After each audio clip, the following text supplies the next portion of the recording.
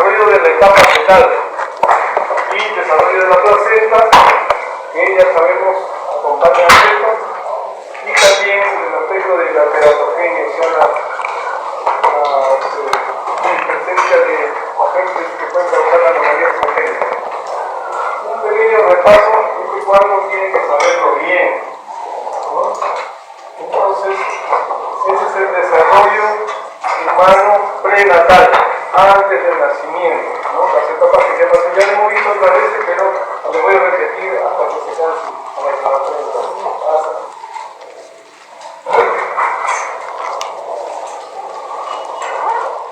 Dijimos, las semanas se encuentran en la parte embriológica, pediátrica y ginecológica por semana. Primera, segunda, tercera, hasta las 40 semanas aproximadamente en que nace el nuevo ser.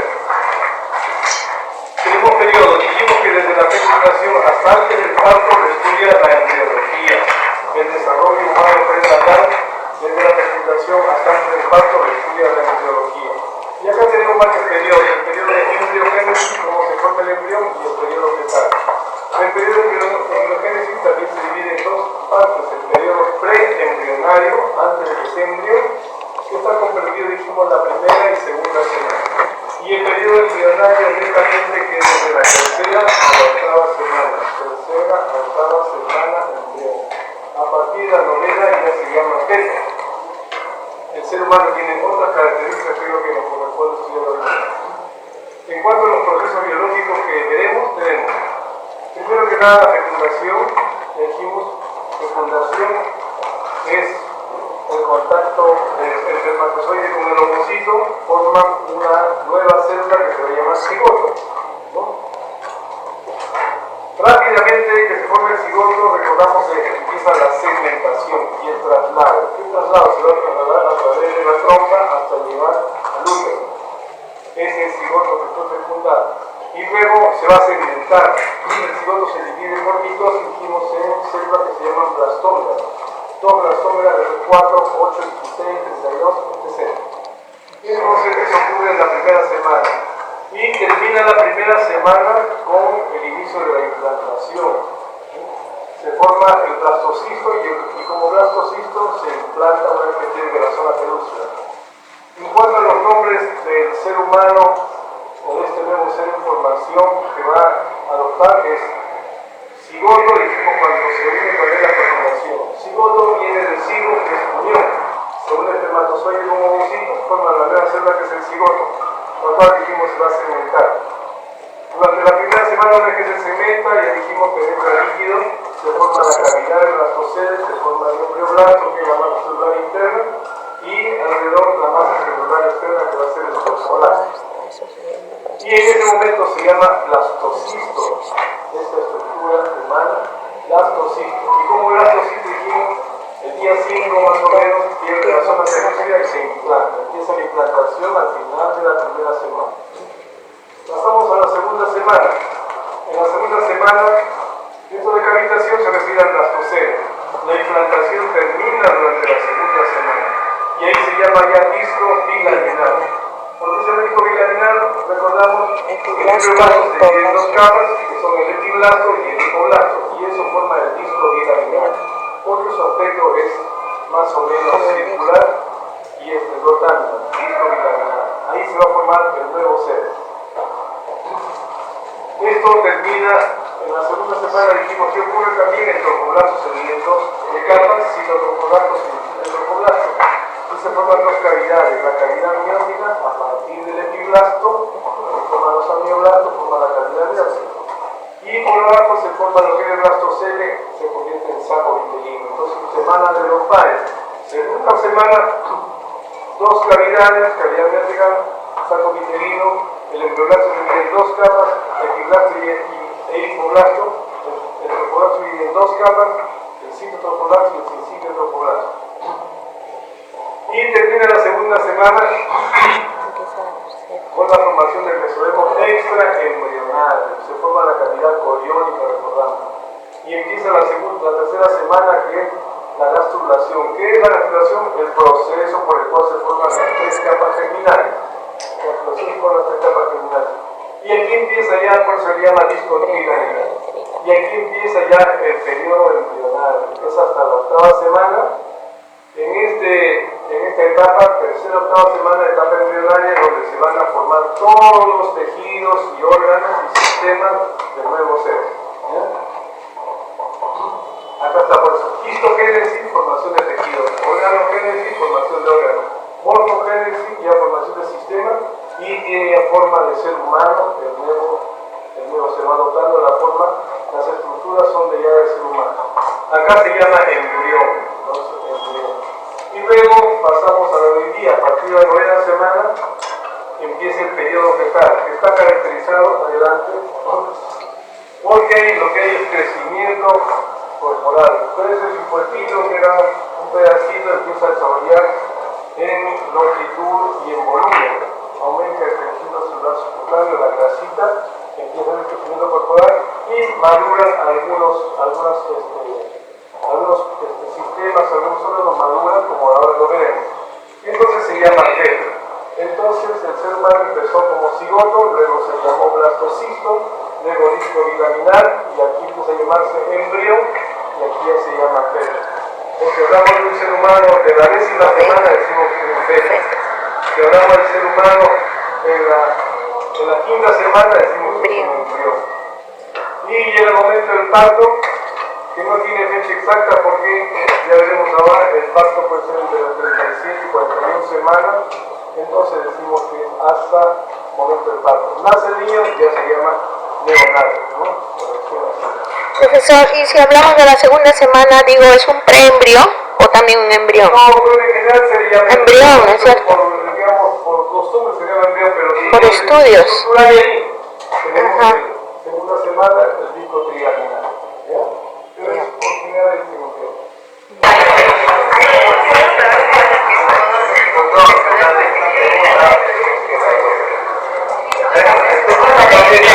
Con respecto a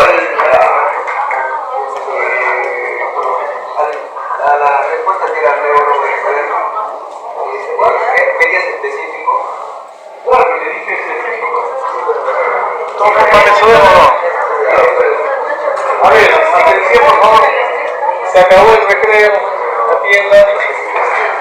Entonces vamos a hacer hoy día el desarrollo del periodo fetal. Algunas partes son medias tediosas, pero no le voy a pedir que se aprendan cuando sale la uña, ¿no? Cuando estira la patita, ¿no? Hay puntos importantes que vamos a remarcar, ¿no? Las cosas son generales y otras cosas, otros aspectos lo vamos a ver en el transcurso de la formación de los diferentes sistemas. Es importante reconocer esto, ¿no? Objetivo para ustedes es identificar los cambios morfológicos que ocurren en el desarrollo de la etapa fetal. Conocer las características del feto, ¿no? Lo más importante, lo más saltante, durante el desarrollo de las niñas. Establecer los pasos a seguir para calcular la fecha probable del nacimiento del nuevo ser. Y revisión de algunos aspectos clínicos y también las membranas fetales y la placenta.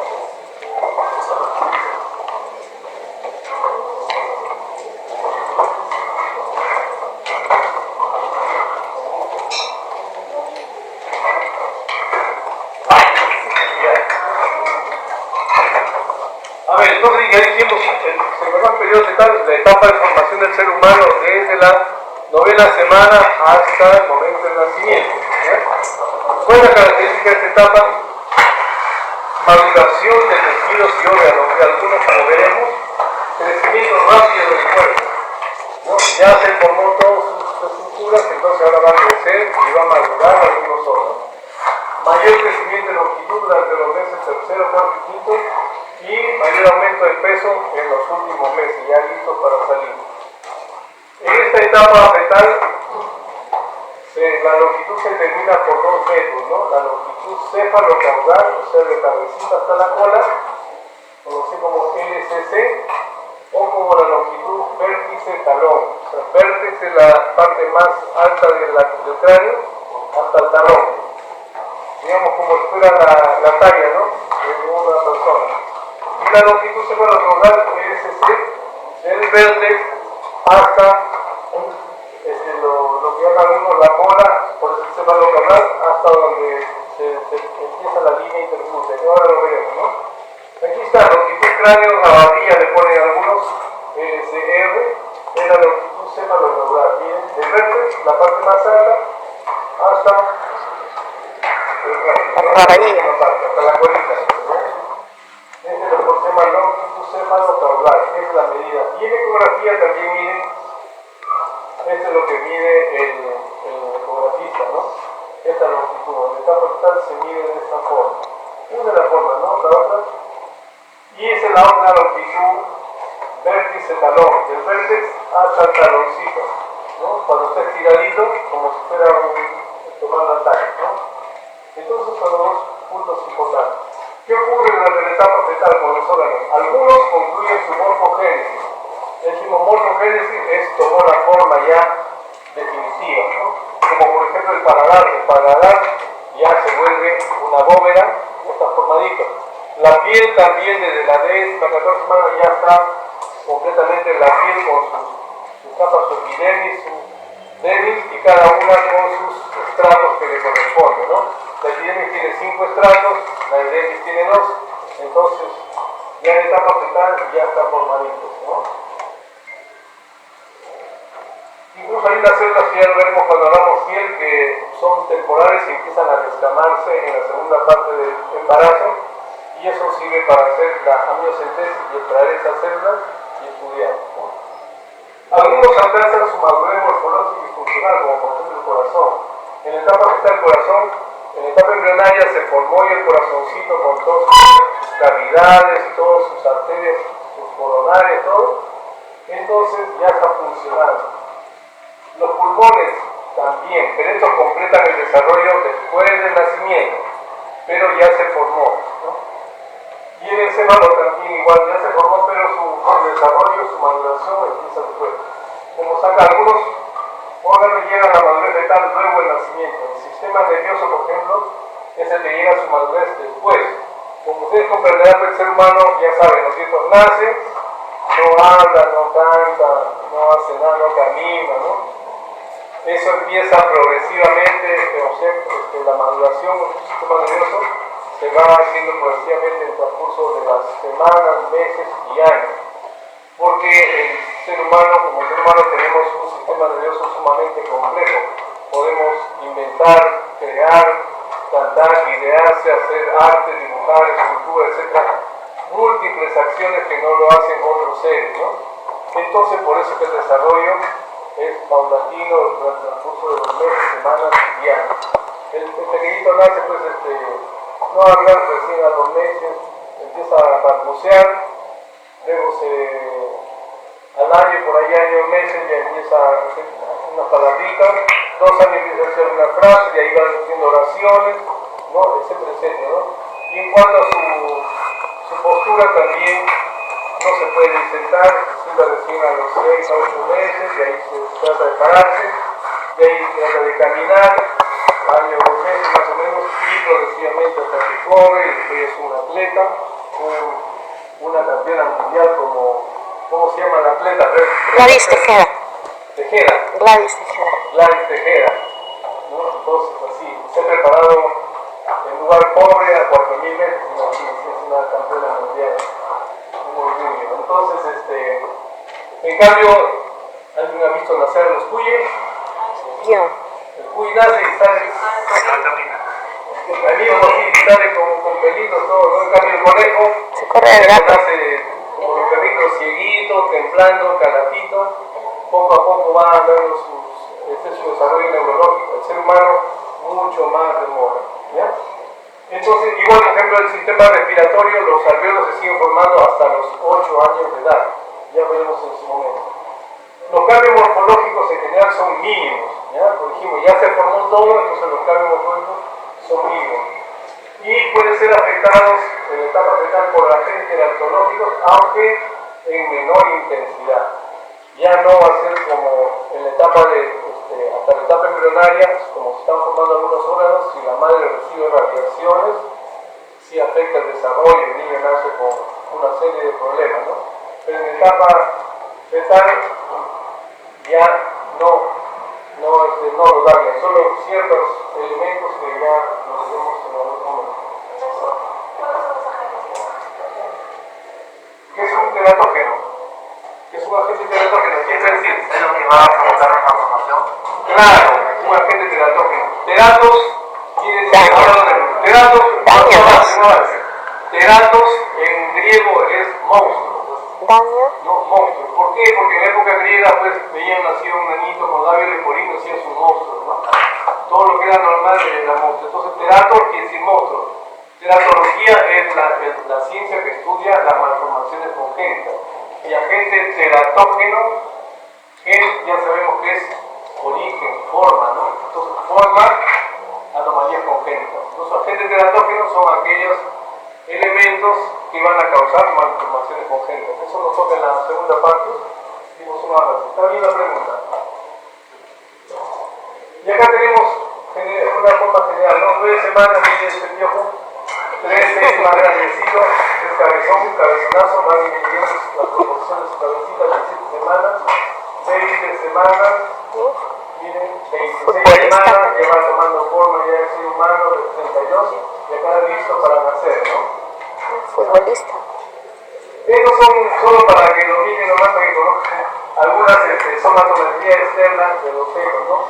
Cómo se mide, los diferentes estándares de medida, el peso y la longitud son los principales.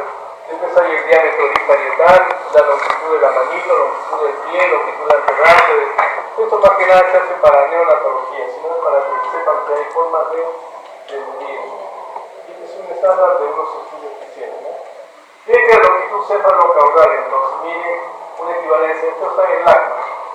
Por ejemplo, un feto de 9 a 12 semanas, su longitud cefalocaudal es 5 a 8 centímetros, ¿no? Sí. Y el peso aproximado de 10 a 45 gramos. Y aquí pueden comparar diferentes etapas, ¿no? Al finalizar ya casi 35 semanas, la longitud cefalocaudal es 35 a 36, pero la longitud ya vértex-talla es más o menos 48 a 50 centímetros. Y el peso aproximado 3.000 a 3.400. Entonces ahora iremos viendo los cambios mensuales, la parte más saltante, ¿no?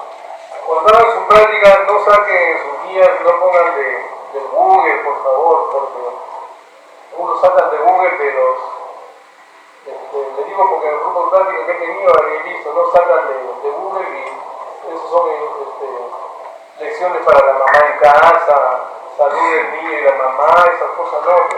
Ustedes como estudiantes de medicina tienen que ver literatura médica, sacar de libros o de revistas médicas. Entonces, uno de los cambios más llamativos es la disminución del tamaño y el crecimiento de la cabeza. Como vamos a ver, miren hasta acá, 9 semanas es cabezón, ¿no? ¿Ya? Luego va a disminuir la proporción. Este es un embrión de 2 meses, o sea, 8 semanas ya va a empezar la etapa fetal. Miren, el de celeste es el embrión, lo que está de blanco acá es la cavidad amniótica, el amarillo es el saco uterino. Este es el película de fijación que va a transformarse en cordón umbilical, y todo esto es la cavidad coriónica. Cavidad coriónica o exocelónica. Y acá vemos las vellosidades coriónicas, que ahora revisaremos también. La vejiga capsular y acá la luz pública. Acá están, miren, a los tercer mes, miren la cabeza que ocupa, la mitad de su longitud cefalocaudal. Acá está, es como si estuviera sentadito, ¿no? La mitad ocupa, es cabezonazo, parece un tino, siempre un marciano. ¿Ya? Al quinto mes ocupa la cabeza la tercera parte, ya fue disminuyendo, tercera parte de la longitud vértex talón. Y al nacer, más o menos, la cuarta parte de la longitud vértex talón. ¿Ya? Esta es la proporción. Entonces, ese es lo más llamativo, que en la etapa fetal la cabeza va disminuyendo en proporción al resto del cuerpo. Semana 9. Se inició la etapa fetal. La cabeza, dijimos, mide la mitad de la longitud cefalocaudal. Los ojos están moderadamente separados. ¿Qué significa esto? Todavía están a los lados. ¿Por qué? Los ojos se van a formar, como veremos en un momento, a los lados. En el prosencéfalo ahí se va a formar y luego progresivamente cuando la cara empieza a formarse, se forman unas prominencias que se van acercando, ahí los ojitos van tomando su posición anterior. Por eso en la semana 9, ahora tenemos en la figura, está moderadamente separado. Se aprecia el surco nasal medial longitudinal, el surco nasal porque también todo se va a formar unas prominencias que se van a ir acercando para formar su carita. Los cabellos auriculares están en su sitio, los genitales externos ya están diferenciados. ¿Por qué menciono esto? Porque en la semana 7 ya se diferencian los genitales externos. Antes de la séptima semana son genitales indiferenciados. En la séptima semana ya empieza la diferenciación. Ya se sabe si es mujercito o varoncito desde el punto de vista genitales externos, ¿no? Las asas intestinales están todas en su cavidad, en la cavidad abdominal. ¿Por qué se menciona eso? En la sexta semana, un avance de lo que vamos a hacer cuando hagamos digestivo, en la sexta semana las asas intestinales empiezan a desarrollarse con velocidad. Pero ¿qué ocurre? La cavidad abdominal resulta en ese momento muy pequeña para albergar esas asas intestinales, porque el hígado está bien crecido y la cavidad abdominal es pequeña. Entonces, ¿qué ocurre? Las asas se pasan al saco vitelino y se quedan ahí hasta la semana 10, en la semana 10 regresan. Por eso es que dice acá, estamos en la semana 9, hasta terminar casi todos en cavidad abdominal y empiezan a regresar. El hígado es el principal órgano hematopoyético. ¿Qué es órgano hematopoyético? El que produce las células sanguíneas. El primer órgano hematopoyético es el saco vitelino. Y acá ya a la semana 9 el hígado, por eso decimos, está bien grande, es el principal órgano hematopoyético. En más o menos la mitad de fetos se encuentran vestigios de la colita, ¿no? Tiene una colita que va a desaparecer. Y el video definitivo está concluyendo su morfogénesis. Acá miren, es una fotografía. Miren, los ojos están a los lados, no están en la región anterior, están separados todavía. Están tratando de ubicarse de los lados para ponerse en la región anterior. ¿Ya? Semana 9. Semana 10 a semana 13. La proporción de la cabeza-cuerpo ya va disminuyendo. Mide más o menos lo que se llama 112 milímetros, o sea, 11 centímetros. Los ojos ya están en posición definitiva, hay esbozos de uña, los genitales externos ya están claramente identificados. Semana 10 a 13. Las asas intestinales ya terminaron su migración, o sea, ya están en la cavidad abdominal. En la 13ª semana hay perforación anal. Y también en la 13ª semana ya puede terminarse el sexo por ultrasonido. ¿Ya? Entonces, antes es difícil. A partir de la 3 semanas recién el ecografista le puede decir, puede ser varón, puede ser mujer. Siempre puede, o probablemente, porque a veces se ve mal, no es 100% exacto lo que uno ve, ¿no? A veces parecen genitales de hombre, parecen de mujer, entonces es raro. Hay que esperar que tenga una posición adecuada para verlo bien y eso no es fácil a veces, ¿no? Empieza a eliminar orina hacia el líquido amniótico, es en la semana 12, ya elimina la orina al líquido amniótico. Y también lo de gluten, ¿no? Es el circuito que sigue de gluten y lo elimina por la orina. También realiza movimientos respiratorios, no quiere decir que respira, sino que hay movimientos respiratorios. Es una cosa muy tenue, eso se ha observado en muchos trabajos. Hay movimientos respiratorios, pero no quiere decir que respira. Ya sabemos que respira por la placenta. Y acá está, 12, 13 y semana 11, 10, 12. Miren su carita, ya va cambiando, sus manos, su cuerpo todavía es un poco delgado, la proporción de la cabeza va disminuyendo en relación al resto del cuerpo. Este es el libro de la teada. Y acá está su carita, miren, todavía parece un marciano, ¿no es cierto? Miren, el mentón bien pronunciado, la cabecita bien grande, evidencia la vascularización. Y acá algo que quiere ya cambiar, semana 13. Rápido, se puede identificar el anugo. ¿Qué es el anugo? El anugo es una pilosidad, un vello muy fino, que se llama lanugo de lana, ¿no? La lana es muy fina. Es un vello muy finito y que va a caerse posteriormente. ¿Cuál es la característica de este cabello, de este pelo? La diferencia del otro es que no tiene raíz, no tiene tallo, por eso es que se cae con facilidad el fruto. Se empieza a caer en la segunda parte de la gestación, incluso después del nacido también. Es más abundante en los hombros y en la parte dorsal, y también en la cabecita. Y después va a ir cayendo, ¿ya? Entonces, incluso nace el niño, como dije, la mamá a veces se preocupa porque encuentra su sabanita, encuentra los pelitos por ahí, y es el anugo que está terminando de caer, ¿ya?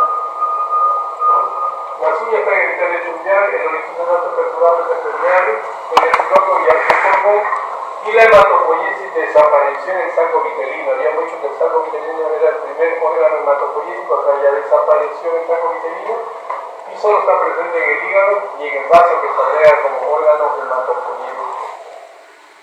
La madre acá ya percibe los movimientos fetales, semana 14 al 16. El feto realiza movimientos de succión y el páncreas empieza a producir enzimas. ¿Qué enzima producirá el páncreas? La dispasa pancreática, la amilasa pancreática. Y El glucagón. El páncreas produce los islotes de sangre que producen la insulina Y el glucagón. glucagón. ¿La insulina para qué sirve? Cuando está alto. Entonces, estas semanas empieza ya a producir la insulina. Acá tenemos semana 14, 15 y 16, ¿no? Cómo va modificándose. Miren, ya va adoptando forma del ser humano, ya sus manitos ya están más formadas, etc. Y la carita también, miren, ya ahora sí ya tiene cara de ser humano, ¿no es cierto? Semana 17 a 20, final de la mitad del embarazo, ¿no? Ya estamos en la mitad del embarazo, el crecimiento ya es intenso, hay pestañas y cejas, y aparece el verdis gaseosa, o llamado verdis gaseoso, también otros tienen otro nombre. ¿Qué es el verdis gaseoso?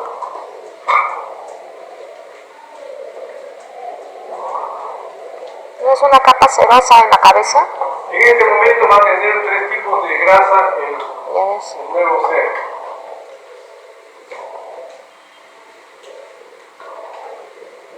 Verdis gaseosa, o también en algunos casos gaseoso, y otro nombre que tiene punto sebáceo.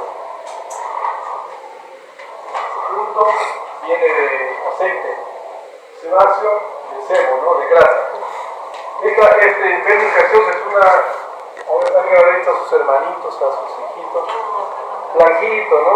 Como una capa blanquita, cremosa, grasosa, muy blanca. Este verdis gaseoso, o unto sebáceo, lo producen las células sebáceas, las glándulas sebáceas que están en la piel. ¿Y cuál es la función que tiene? Que es lo más importante, ¿cuál es la función de este verdis gaseoso? Protegerlo de la acción nociva del líquido amniótico. ¿Ya? Porque va a estar sumergido en agua por cuánto tiempo, ¿no? Varios meses. Se arruga. Y todos saben se arruga, si no tuviera eso, todo el mundo ha lavado, ¿no es cierto? Alguna vez, aunque sea. Si lavas varias horas, se te ponen los dedos, se arrugan, ¿no es cierto? Imagínense, el niño nace con una piel densa, suavecita, yo pues siempre comparo eso de la lavada, ¿no? Está humectado. Pero no le pasa nada en su piel porque lo protege esta grasita. Inicialmente la protección era el anugo, después ya empieza a producirse verdis gaseoso y se llena todo su cuerpo de blanquito y lo protege pues, de la acción nociva, ¿no? Conforme pasan, empiezan por en la semana 20 más o menos. Conforme va avanzando el embarazo, sigue produciendo más y llega hasta la semana 36 y ahí empieza a disminuir. De tal manera que cuando nace un niño, más o menos 38, 39 semanas, 40 semanas, ya casi no tiene, solo tiene la región de pliegue, la región inguinal, las axilas, la región anal y el cuello, por ahí nada más tiene, ¿no? Y si pasa más tiempo ya desaparece eso y ya se agrega su piel. Entonces ahora lo vemos. Aumenta los folículos pulmonares en el ovario, se canaliza la vagina, empieza el descenso testicular y se inicia inicia la hematopoiesis en la médula ósea. Entonces ya tenemos otro órgano de hematopoiesis en la médula ósea. Empieza la producción de melanina. ¿Qué es la melanina? Ya recordamos, ¿no? Pigmento que nos da color a la piel y a los cabellos. Se forman, ¿dónde? ¿Quién lo forma? Las células de la cresta neural. Lo forman los melanocitos, ¿no es cierto? Melanocito, cito es célula. Melanocito es las células que forman el pigmento que se llama melanina. Melanoblastos son las células en las cuales se almacena la melanina. Y a partir de acá vemos algo importante también. Semana 19-20 empieza la producción de grasa parda. Esta es otra grasa entonces. ¿Ya? Esta es una, esta es la otra. ¿Qué es la grasa parda? Es en la espalda. Tiene oxígeno. Fuente calórica. Esta grasa le va a hacer regular su temperatura al feto. ¿Dónde se encuentra? No se encuentra afuera, por si acaso que hay errores en el Google ahí. Esa grasa parda se encuentra en la parte interna del cuerpo, sobre las glándulas suprarrenales, en el mediastino, ahí donde se encuentra más, ¿ya? Grasa parda, se llama así grasa parda, porque es de un color medio oscuro, marrón más o menos, entonces se llama grasa parda. Entonces, esa es la otra grasa. Entonces, esa regula la temperatura. Esta otra grasa termicaciosa nos protege de la acción nociva del líquido amniótico. Y la otra grasa que después vamos a empezar a tener es el tejido celular subcutáneo. La grasa que conocemos, la que está debajo de la piel, ¿no? Debajo de la piel todos tenemos grasa, ¿no es cierto? Unos más que otros. Estas tienen las células que se llaman, las células son los adipocitos. Cito, Célula. cito es célula, adiposo es grasa, entonces célula de grasa. Entonces del tejido celular subcutáneo es la grasa subcutánea, que se llama tejido celular subcutáneo, porque está debajo de la piel. Alguien lo operan, cortan, aparece la piel y debajo la grasa, ¿no? Cuando hablamos piel vamos a detallar más eso. Estos son los tres tipos de grasa que va a haber en el feto, ¿no? Y las dos primeras aparecen más o menos en la semana 19 y 20. Entonces no olviden su pregunta de la cita del examen, ¿no? Y acá tenemos semana 17, 18, 19, 20, miren cómo va a ir modificándose, ¿no? Esta es la parte externa, ¿no es cierto? Y la carita también ya va modificándose, ¿no? Semana 21-25 se alcanza la viabilidad fetal. ¿Qué viabilidad fetal? Ya puede vivir. A partir de la semana 24, antes no. A partir de la semana 24, por lo que vamos a ver ahora. Su peso aproximado es de 800 gramos, la tigre parecida a un recién nacido, aumenta considerablemente de peso, hay mayor cantidad de capilares en el pulmón, lo que le permitiría respirar a partir de la semana 24 si es que nace, ¿no? Empieza la producción de surfactante. ¿Qué es el surfactante? Es el llamado sustancia tensioactiva que se encarga de regular la tensión en los alveolos. Los alveolos son como bolsitas, saquitos que están al final, en la última parte del tejido pulmonar, y tienen uno cuando uno respira, inspira y expira, entonces se hace una presión, pero mantiene la tensión, ¿no? Si no tuviera surfactante, el aire, se cierra todo, se colapsa y se muere, ¿no? Entonces es el elemento vital para el ser humano. El niño que no tiene esto, simplemente no vive, ¿ya? Entonces esto al salir al exterior, al nacer, le permite la respiración porque esta sustancia tensioactiva, que es un complemento de proteínas y lípidos, cubre todo con una capita, todos sus alveolos y le permite la respiración. Entonces por eso es que es importante que nazca entre las 37 y 41 semanas porque es un momento óptimo, el surfactante está en gran cantidad y puede salir al exterior y puede respirar tranquilamente. Profesor, para eso le golpean a los niños para que... No, el golpear no tiene sentido. Eso hacían antes, que dan un palmazo en los glúteos, no tiene sentido. Se hace otra cosa que ahora les digo. Entonces, el surfactante es una sustancia tensioactiva que se encuentra en todos los alveolos. ¿Ya? porque va a distender, va a mantener la tensión de los alveolos. No es un globo que como que lo infla y lo desinfla y queda arrugado, no. Mantiene su tensión. ¿Ya? Entonces, muy importante, se empieza a producir la semana 24 y va aumentando hasta el final del embarazo. Entonces, si nace el niño antes de las 36 semanas, va a tener poco surfactante, por lo tanto no va a tener respirante. Eso lo vamos a ver en el capítulo 100. Muy esa carta del borde de los dedos. Semana, ya estamos llegando al final, semana 26 a 30. ¿Qué ocurre? Aumenta la probabilidad fuerte de vivir fuera del útero. Antes se consideraba viable el ser humano a partir de las 28 semanas, pero con el avance de la ciencia, de los equipos ya de las incubadoras, sobre todo de mayor resolución, ¿no? Y personal capacitado, en otros países se logra sobrevivir a niños que nacen con 25 o 26 semanas. En nuestro país es imposible porque como estamos al 100 en salud, en un sistema realmente lamentable que da pena, entonces no es posible sobrevivir a estos niños, ¿no? Y un prematuro puede sobrevivir. Les cuento una anécdota, pero la anécdota es real.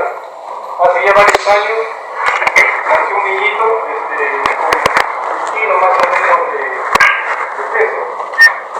Una niñita chiquitita y tenía 30 semanas más o menos de edad gestacional. Entonces se quedó en el hospital. Es una incubadora permanente, con todos los cuidados, con todo, y iba evolucionando muy bien. Tomaron fotos, filmaron, todo el periodismo, ¿no? Entonces pasó un buen tiempo, ya estaba más grandecito, estuvo como 8 meses más o menos. Lo vieron que estaba en buenas condiciones, ¿no? Ya dijeron que entonces hay que darle de alta. Pero no evaluaron las condiciones de vivienda de la mamá. Lo llevó a la casa y ya está bien su niñito, lo tomaron fotos, lo filmaron y salió en todo publicado el bebito que nació con un kilo no sé cuánto y ahora está grandecito y ya se alimenta, toma su leche, está muy bien. Fotos con la mamá, con el bebé, semana, 2 semanas regresa a muy bien. ¿No? ¿Y por qué fue eso? Eso fue una negligencia médica. O sea, no era, en otros países esos niños siguen ahí un año o un año y medio están ahí. ¿Por qué? El niño, si que nace a las 30 semanas, imagina 30 semanas, o sea, va a cumplir todavía cuando cumpla sus 40 semanas, 10 semanas después todavía, va a ser como si hubiera nacido recién. Aparte que ha nacido con poco peso, con riesgo de infección, entonces todavía tiene que tener una incubadora. Mientras está en el hospital, que está en incubadora no le pasó nada. Salió al exterior y la contaminación encima nacía vivía por un cerro. Y la contaminación ambiental, todo eso, se infectó el niñito y no pudo resistir porque sus defensas estaban bajas. Estuvo enfermo, lo llevaron grave al hospital, en 2 días se murió. Entonces, tanta penicilina por gusto, ¿no?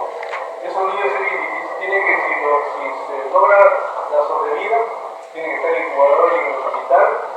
Acá en nuestro país por lo menos año y medio, no puede estar unos meses y ya se da, ¿no? Porque tiene que estar. En otros países se logra la sobrevida porque tienen equipos altamente especializados, son institutos que desde que entran tienen que ponerle ropa especial y no entra nadie, tampoco así, son el personal que les toca. Aparte que hay médicos, enfermeras, técnicos, todos altamente capacitados para manejar a estos niños, ¿no? En nuestro país no, pues no estamos en pañales todavía, en salud estamos peor cada vez, no es posible hacer eso, lamentablemente. Bueno, mejor las noticias malas. Entonces, acá miren, semana 26 a 30 y su bastante va aumentando. Como dije, empieza la semana 24 y conforme va avanzando en edad va aumentando la producción de surfactantes. O sea, sus alveolos se van llenando todos de estas sustancias. Semana 28 abre y cierra los ojos, el riñón ya produce mayor cantidad de orina, se pesa aproximado en la semana 30 de 1.700 gramos. 1.700 gramos. Imagina, y si nace un niño con 1 kilo, es como un kilo de arroz, ¿se dan cuenta? Sí. Es un pequeñito. Yo he visto niños así, en mi hospital una vez nació un niñito, yo lo pedí, le tomé fotos. Bueno, yo también tengo mi colección de fotos de de recién nacido con anomalías, con todo. Así de tamañito era, del tamaño de mi mano era 25 centímetros, una cabecita así. Vivió unas horas. ¿Por qué ocurrió? Lo recibieron y el médico le dijo, ya está muerto, ya déjalo ahí. Lo dejaron como cualquier cosa y yo llegué en la mañana, el día había nacido como a las 3 de la mañana. Y pregunté y me dijo, nació un niñito bien pequeñito, dijo, ahí está, vemos acá la bandeja, en una riñonera lo habían puesto. Y lo fui a ver y todavía respiraba el niño. Imagínense. Le calculé la semana, tenía 28 semanas. Era así, pero era de este tamaño. Y todavía respiraba. Entonces, como ser humano, pues hay que ponerle, aunque sea en incubadora, lo pusimos, y eso iba a ser difícil, pero lo pusimos con la enfermera que llegó, lo pusimos en incubadora, que se caliente, se le dio tratar de darle el suelito, porque su manito, imagínense, su manito de este tamaño, para ponerle un suero, y hicimos las gestiones para llevarlo al hospital a Sarte, pero ya no alcanzó porque estuvo, lo vimos 2 horas ahí y se murió. Entonces esa es la situación triste de nuestro país. Semana 31-38 llegan finales, incrementa el peso en un 40%, su peso aproximado de 3.000 gramos y mayor volumen de cuerpo extremidad, los testículos ya están descendidos, ¿no? Todo niño debe nacer con los testículos descendidos. Entonces ese es un avance de todo lo que vemos en la evolución del feto, ¿no? Hay cosas importantes que ya hemos marcado, como el verde, la grasa, el surfactante, que son importantes, ¿no? Y acá tenemos, ¿no? 28 semanas, 30 semanas, ¿no? Listo. ¿Alguna pregunta hasta por acá?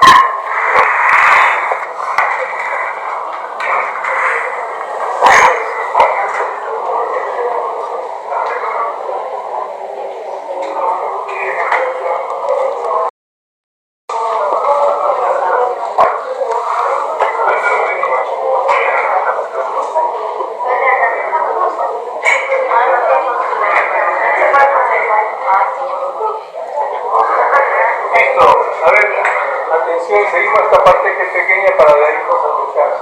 Fecha probable de parto. ¿Por qué es importante tener este dato? Es importante porque en cualquier momento llega al hospital una gestante, entonces tenemos que saber en qué momento se encuentra su gestación, ¿no? Y indirectamente primero sabemos en qué momento de la gestación se encuentra la mamá, y indirectamente sabemos en qué edad se encuentra su pequeño que lleva dentro, ¿no? Y nos sirve para ver qué es lo que está ocurriendo, ¿no? Tanto con la mamá como con el niño. Y esto ya sabemos, porque algunos están en hospitales, eso es común, todos los días llegan a los hospitales gestantes, ¿no? Está establecido en nuestro país hace muchos años que las gestantes tienen que hacer control prenatal, les dan un carnet especial donde está registrado todo. Pero lamentablemente muchas de nuestras gestantes no hacen control, ¿no? No van al médico, desaparecen cuando van a hacer el niño allá en la emergencia del hospital, y ahí viene el problema porque a veces se detectan muchas situaciones anómalas. Y más ocurre con las adolescentes, las gestantes adolescentes, ¿no? Como no decía, la mamá que está gestando oculta todo, peor que se van a hacer controles, ¿no? Llegan, se aparecen ahí de repente, ya para que nazca el pequeño. Entonces, por eso creo que es muy importante, ¿no?, saber la fecha probable del parto. Más como digo en nuestro país porque muchas mujeres no hacen control. Pero imagínense adentro de la sierra. Yo he trabajado también en la sierra y la realidad, ¿no? Estoy tratando de en el momento que ustedes vean, cuando sean servidas van a ver eso, ¿no? Allá peor, la mamá no se preocupa, nada. Entonces, tenemos primero que saber cuál es el momento ideal para que nazca un niño. Dijimos 37 a 41 semanas es el fin de la gestación normal. Entonces, un cuadrito.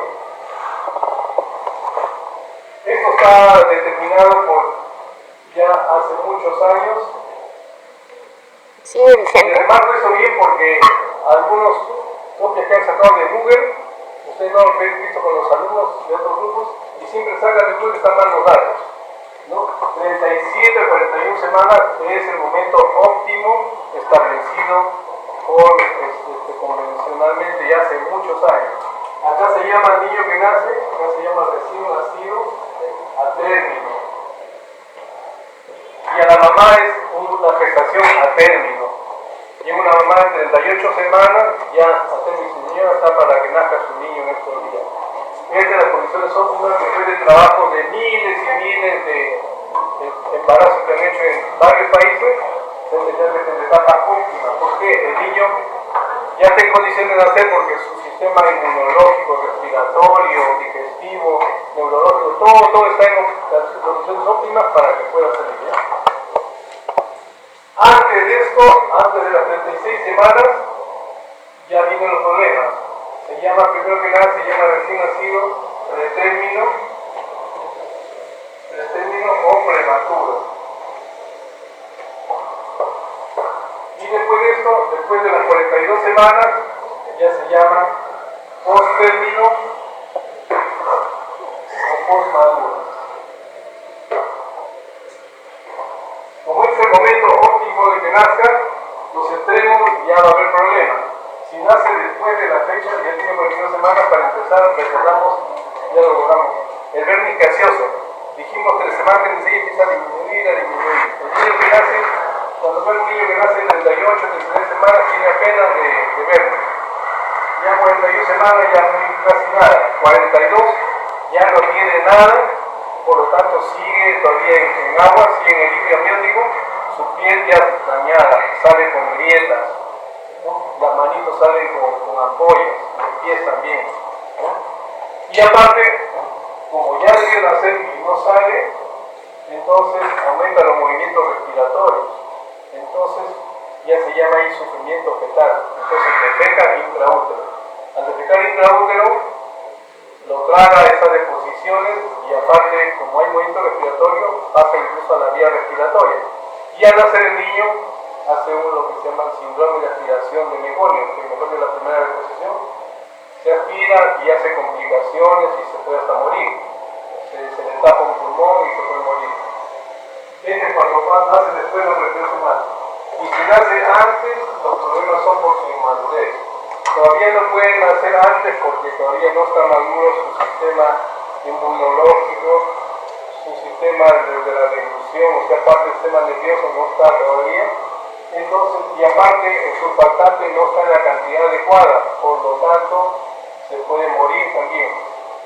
Entonces, esos son los problemas de que nazca antes o después. Entonces, esta es la fecha óptima. Entonces, hasta para 36 semanas que se puede tomar. ¿Y cómo terminamos la edad gestacional? 4 formas. La fecha última regla, el histograma, la uterina y el ultrasonido, que es la ecografía, ¿no? Este es uno de los tantas reglas que hay varias reglas, ¿no? La de Pinar, la de Ward, la de Maguire, esta es la que más se usa. La cual es una fórmula, es una aproximación, nada es exacto. Acá según la gay se le aumenta 7 días al día, 3 meses se cuenta al mes y se aumenta un año, ¿no? Acá hay un ejemplo que si fuera la regla del 1 de 12 de 2019, aumentamos estas, disminuimos los términos que están acá y tenemos la fecha probable para el 8 del 9 de 2020. Es una aproximación. Este método es y el de Pinar, el de Ward y otros que han aparecido, se pueden hacer solo si la gestante tiene su ciclo regular. Si no tiene ciclos regulares, no tiene sentido hacerlo. ¿Ya? Otro es el gestograma. ¿Qué es el gestograma? Algunos han pensado en la vista, son 2 discos que se mueven y uno pone ahí la fecha, marca, señora, ¿cuál es su última regla? ¿Cuál es su última regla? Tal, lo marca acá y automáticamente te da la fecha probable de parto. Y si viene el control, tiene ¿cuántos? Ya, hoy es en diciembre, en enero. Hoy que estamos en mayo. Entonces, usted tiene 19 semanas de gestación, por decir, ¿no? Entonces ya sabemos indirectamente cómo se encuentra ese pequeño que está dentro, 19 semanas, y la mamá también cómo se encuentra, ¿no?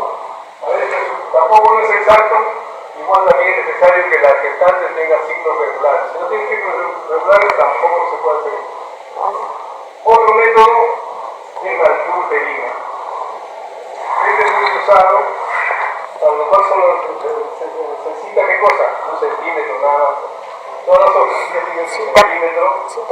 Entre su estuche, porque eso es importante. Y como ya dije, en nuestro medio hay mamás que no siguen control prenatal y saben cuándo es su última regla, ¿no? Hay una que va y dice, ¿cuándo fue? No sé, no se acuerdan, ¿no? En la sierra peor todavía, pues, ni sabe, ¿no? Entonces, ¿qué hay este parámetro que lo dio? Bartolomé. Arturo Perina.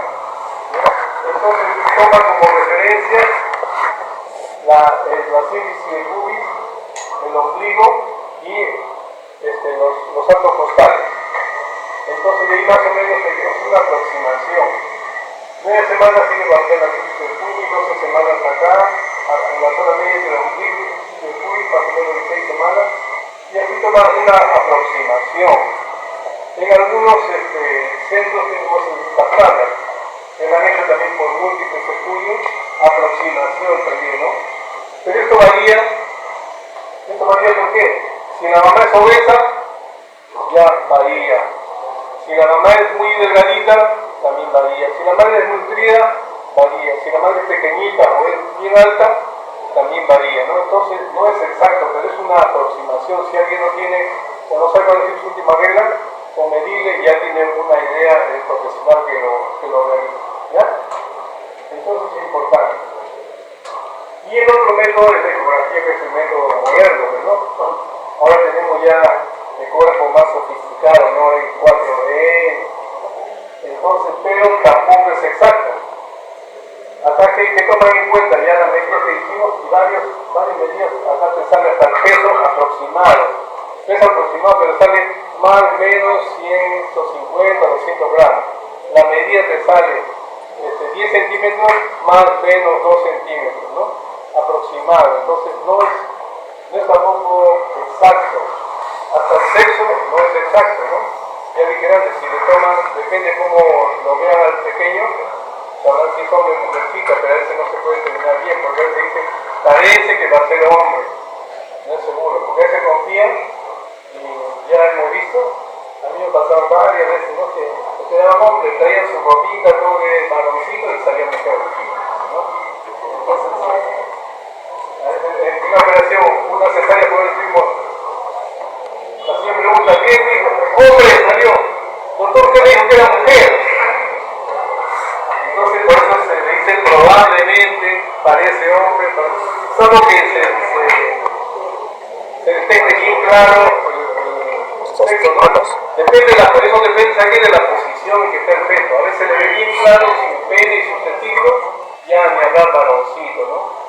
A veces ve su genital de la mujercita, ya de hecho va a ser mujercita, pero a veces engaña, ¿no? Y ahora aparte como hay muchos que hacen ecografía y no saben hacer ecografía, lo hacen por ganarse plata, y no es problema, ¿no? Bien, ¿qué factores influyen en el crecimiento fetal? El tabaco. Factores que influyen en el crecimiento fetal que causan anomalías, el tabaco. El embarazo múltiple es algo normal, pero si hay 2 niños en lugar de 1, se reparten el peso, ¿no? Consumo de alcohol y drogas también está demostrado que hace que nazcan muy pequeños. Alteración del flujo sanguíneo útero-placental y feto-placental. Si las madres sufren de hipertensión o de alguna enfermedad tipo de hipertensión o hipotensión, entonces altera el flujo sanguíneo. Si hay una preeclampsia, que así se llama cuando se altera la presión en la gestante, altera el flujo sanguíneo, entonces se alimenta menos el pequeño y sale con bajo peso. Los factores genéticos, hay señoras que llevan bien su embarazo, pero sus niños están sin piojos, ¿no? Todos han nacido con bajo peso, eso sí. Y esto es una patología especial en pediatría, retardo del crecimiento intrauterino, conocido como RCIU. Este niño que nace con bajo peso que se debe a muchas causas, ¿no? Anomalía congénita, puede ser por otras cuestiones. Y acá, en forma general, procedimiento para evaluar el estado del feto. La ecografía, que ya sabemos, nos da un seguimiento, ver cómo está evolucionando. La amniocentesis diagnóstica, de la cual ya hablamos cuando hicimos genética, ¿no es cierto? ¿Qué es amniocentesis? Técnica de la le sacan líquido amniótico y lo estudian. Estudio cromosómico. ¿Qué más tenemos de determinación de la proteína? Que son para ver otros elementos. Igual biopsia de biopsia coriónica, que son las partes de la placenta. Se saca una biopsia y ahí se estudia también los cromosomas. Factor de cromatina sexual del conjunto de edad para ver si es mujercita o es varoncito, porque hay dudas. Cultivos celular cromosómicos también.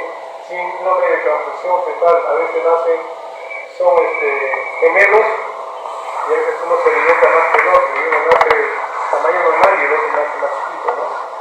Ese es síndrome de transfusión fetal. Cetoscopía es un método que consiste en que se hace rara vez, ¿no? Tiene que ser un experto. Le pone como una perillita con una cámara que le firma, ¿no? Lo introduce en el líquido amniótico y ahí lo observa al feto cómo está, qué está haciendo, ¿no? La resonancia magnética, que ya es algo moderno casi para ver cómo se puede funcionar alguna anomalía, cuando hay sospechas de algo.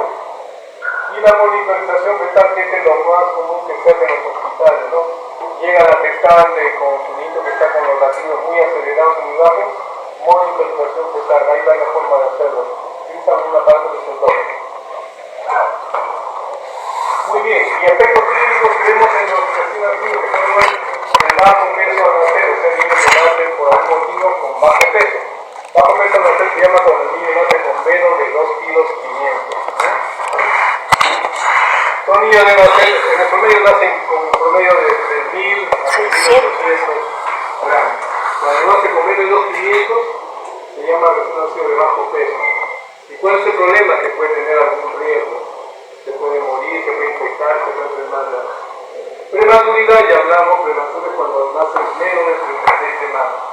Índice de retardo de crecimiento intrauterino, una patología asociada a muchas cosas. Por ejemplo, acá, esta foto de Esa foto, unos niños de qué la bonita. edad estacional que han nacido juntos, y tienen tamañazo y es un retardo de crecimiento intrauterino. Uy, Ahí se sí. estudia por qué. Puede ser que la mamá sea diabética, puede ser que la mamá tenga algún otro problema, a veces la mamá tiene cáncer y está tostando, consumen alguna medicina y está tostando, y eso le puede causar eso. Y miren acá un prematuritos, miren, comparen la mano del examinador. Miren así. Parece un como la pitufo. cabecita de este tamaño, así su cabecita. Un pitufo. Bien, listo. Y Un después, osito. vamos a revisar. El amnios o membrana amniótica, el polio, el saco uterino, el anastomo, la placenta y el cordón umbilical. El amnios o la membrana amniótica, recordamos acá, se forma a partir de la segunda semana más o menos. Recordamos, miren este esquema.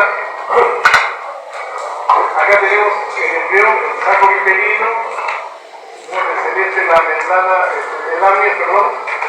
Acá sigue creciendo, evolucionando, y conforme va creciendo y va progresando el embarazo, el amnios, la membrana amniótica, el amnios o la membrana amniótica es lo que cubre a la cavidad amniótica, ¿no?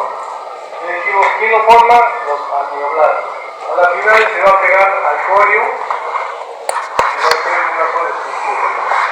Acá también, a la tercera semana, a la cuarta semana, a la quinta semana y a la sexta. Entonces, recordamos, el epiblasto va a formar unas células por diferenciación que son los amnioblastos. Estos van a recubrir como un techito y van a formar una cavidad que es la cavidad amniótica. Entonces, esos amnioblastos van a formar la membrana que se llama el amnios o membrana amniótica. Dentro va a estar el líquido amniótico en el cual va a estar sumergido el nuevo ser humano. Entonces tenemos el líquido amniótico, ¿no? Ya vimos acá la cavidad amniótica está ocupada por el líquido amniótico, líquido de aspecto claro, producido por las células amnióticas y también derivado de la sangre materna. Inicialmente los amnioblastos son los que producen el líquido amniótico, pero también, según los investigadores, es un trasudado que pasa de la madre de los tejidos hasta esa cavidad y también aumenta el líquido amniótico.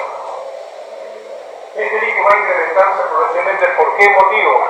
Uno, según los estudios, es por trasudado del mismo feto ya, por trasudado y también por secreciones del aparato respiratorio, ¿no? Eso va incrementando progresivamente. Y al comienzo, miren, a las 10 semanas es solo 40 centímetros, luego a 450 en las 20 semanas y llega casi a 800, a casi un litro al momento del parto. Pero es importante hacer mención también que a partir de la semana 12, como vimos anteriormente, el feto empieza a misionar, ¿no? Porque ya empieza la función del riñón ya definitivo, empieza a funcionar, entonces ya hay producción de orina. Esta orina va al líquido amniótico, ¿no? El feto defeca nos misiona y también lo traga esa orina, ¿no? Traga el líquido amniótico donde está la orina y elimina por el líquido, ¿no? Ese es el circuito que sigue, ¿no? Entonces,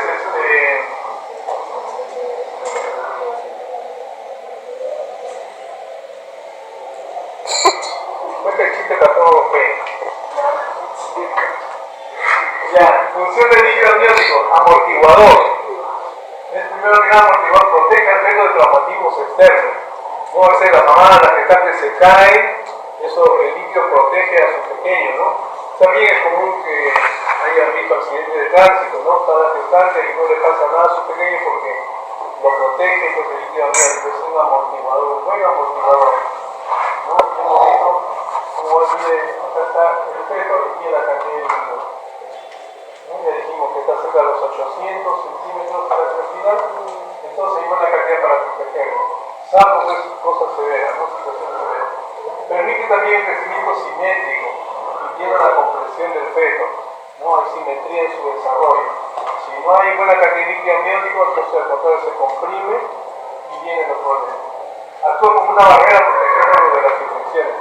A veces en los hospitales, por ejemplo, vemos sobre todo en los hospitales de Minsa, que llegan las gestantes en condiciones de higiene bastante deprimentes, ¿no? Cochinitos, a veces llegan con heridas infectadas en la pierna, pero al pequeño no le pasa nada, porque lo protege el líquido amniótico, es una barrera, ¿no? Está encerradito ahí y eso lo protege contra las infecciones. También permite el desarrollo normal de los pulmones. ¿Qué más? Evita la adherencia de labios al embrión o feto, ¿no? Miren cómo está. Porque si se adhiere ya vienen también los problemas. Contribuye a mantener la temperatura del feto, ¿no? Por un lado vimos la grasa pata que regula su temperatura, pero aparte también el líquido amniótico, porque las células del ser humano, todas sus células están en 36,8 a 37,2 de temperatura. Por lo tanto, los líquidos que están dentro también se mantienen a esa temperatura, ¿no? El humor líquido, que es un líquido que está en el ojo, a esa temperatura. Si uno le toma la saliva dentro de la boca, a la misma temperatura. Todo está a la misma temperatura. Entonces, hace que se mantenga calientito, ¿no? Entonces, cuando uno recibe un niño, por ejemplo, uno lo siente, cuando yo recibo tanto niño, sale calientito, uno lo siente calientito, sale. Entonces, mantiene su temperatura. Permite también el libre movimiento del feto, lo que ayuda a su desarrollo muscular, ¿no? Ustedes han visto seguramente algún familiar que la gestante dice, se mueve, está que algunos se mueven bastante y eso mantiene su desarrollo muscular. También participa en la regulación de la homeostasis de líquidos y electrolitos. Hay un intercambio y eso permite su mejor metabolismo. Y también actúa como una cuña hidrostática en el momento del parto. Ayuda a que el cuello uterino se pueda dilatar y pueda haber un parto normal, ¿no? Por eso es que en algunas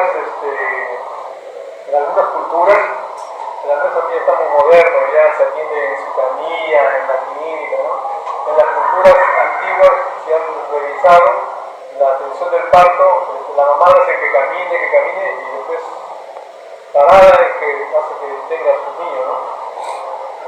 Se la cierra, incluso hay lugares donde las gestantes no la ponen en una camilla, parada y lo reciben al niño, ¿no? El momento ya de... Porque eso le permite, como una cuña hidrostática, comprime y hace que el cuello se dilate, ¿no? Bien, acá hay algunos trastornos que vemos respecto al amnios y al líquido amniótico, ¿no? Uno, las bridas amnióticas, a veces, bien es cierto, está cubierto, sí. La consulta, el líquido amniótico está ionizado, tiene células inmunes. No, el feto es el que tiene sus células inmunes, pero el líquido amniótico, como No, que no, está libre, que como usted se va a ir, que genera gente. No hay no, líquido es un líquido, hay electrolitos, hay cloruro, sodio, hay células también, el vello, el alumo, pero no hay nitrógeno, ni tampoco hay anticuerpos en el líquido. El vello es el que sí tiene. A veces vemos estas cosas, son terribles, raramente presenta, pero ahí son fotografías. Miren también el lámido forma una brida, el rosca a veces le mutila un dedito, un pedazo de un dedo, ¿no? ¿Ya? Entonces, son situaciones muy raras, pero funcionan.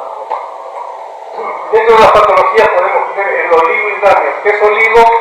Poco. Oligo es poco. Oligo, hidro, agua, amnios, líquido amniótico. O sea, poco líquido amniótico. Eso ocurre eso cuando hay poco líquido amniótico, por eso la cantidad aproximada es de 800 a 1 litro, lo que voy a ver a las finales del embarazo, ¿no? Y en ecografía el ecógrafo lo detecta cuando evalúa, porque también le sale ahí la característica. O el profesional, ya sea ortopedista o médico, también lo detecta si toca y siente que hay poco líquido, dice acá hay probablemente un líquido grande. Esto es malo porque hace que se comprima el feto y nace con alteraciones, deformidades de la cara o del pechito, ¿no? Y los coronarios, el polihidramios o llamado hidramios en general, cuando hay demasiado líquido, más de 1500, ¿no? A veces se ve a la gestante que tiene un enorme abdomen y uno toca y es bastante líquido, a veces dicen, este es pura agua, dicen algunos ginecólogos, ¿no? Le hacen una ecografía y resulta que hay polihidramio. Eso ya nos indica probablemente una patología que tenga el feto, igual el oligohidramio. Puede mantenerse en óptimas condiciones, ¿no? Ya lo que sale entre los parámetros, por ejemplo, de 800 a 1 litro. Si es menos, oligohidramio, si es más polihidramio. Eso ya nos indica que probablemente hay alguna alteración en el feto. Ya se detecta en la ecografía, ¿no? Saco uterino, otro anexo, es la membrana extraamniótica, ya sabemos cómo se forma, es lo que era inicialmente el blastocele, el hipoblasto por policarbonación lo cubre de una membrana y se transforma en ese momento ya en saco vitelino, el cual sirve como órgano hematopoyético, es el primer órgano de hematopoyético, o sea que produce células sanguíneas. También porque es importante, porque las células germinales primordiales, recuerdan, lo que van a hacer formar las gónadas, se alojan acá desde la semana 2 hasta la semana 5, en la semana 5 viajan hasta las crestas gonadales para formar las gónadas. Si es varoncito, formará testículos, si es mujercita, va a formar los ovarios. Y acá están las funciones, ¿no? del saco uterino. Contribuye, el libro de Moore le llama vesícula primaria, le llama. Contribuye a la difusión de nutrientes, forma células hematopoyéticas, ya dijimos que el primer órgano hematopoyético, contribuye a formar el intestino. Ya vimos cuando se pliega el embrión, la última parte que queda es a nivel del ombligo, ahí queda el saco vitelino, que después desaparece. Y luego también sirve como almacén temporal para las células germinales primordiales.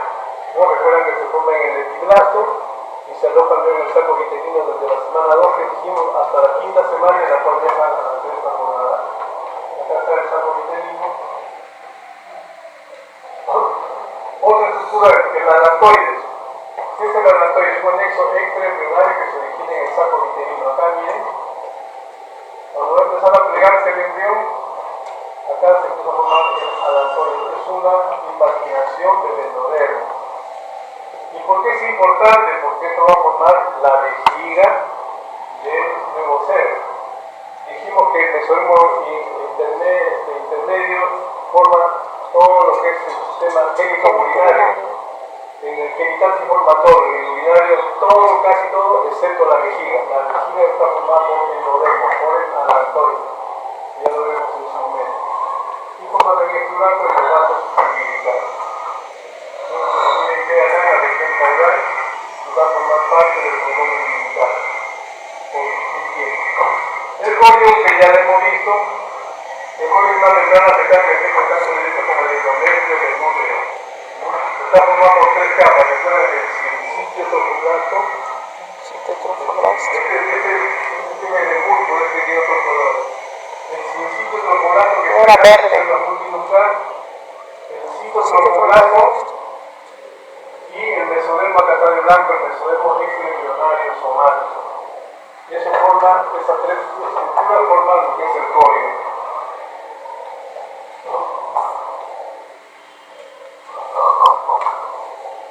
Y es popular que se forma el código, estos van a formar las vellosidades coriónicas. ¿Qué son las vellosidades coriónicas? Son estructuras muy finas, ¿no? Que por eso se llaman vellosidades coriónicas que salen del código. ¿Y cuál va a ser su función?